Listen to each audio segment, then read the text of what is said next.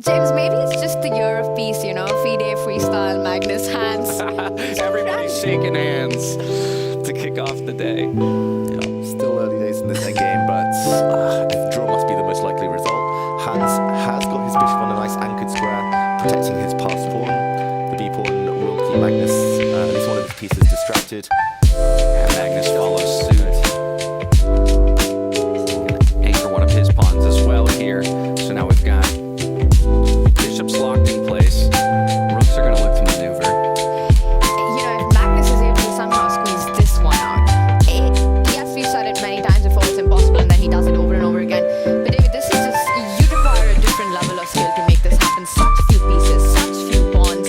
Can't imagine a passed pawn being created for black either. Do you see any hope for a Magnus grind in this one? And where do you find it?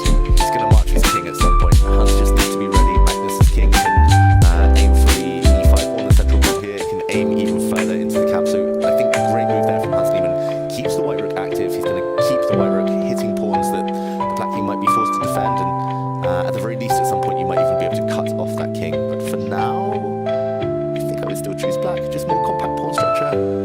Clock time is the one thing that I think Hans Niemann will try to use as a bit of a weapon here. All right, the king's on its way out. This is what you expected, so now it's about how Hans responds. As he made it, so losing on board and clock in the final position, but that is huge for the standings. Great stuff to do that every group stage, every event. But back to this endgame, and not too much has changed. Just one traded pawns, 2 pawns on the e5 disappearing. Black's king though, so stable. Black's rook a bit more active. Does feel like this is Magnus grind territory.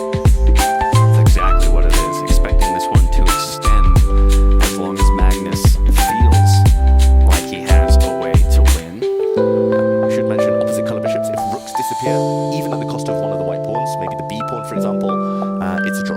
Dead draw on the blockade on the dark squares for Hans Niemann. But he's very much the one trying to desperately get the rooks off. Magnus now flustered. Will we see 2 legends lose on time? Surely not.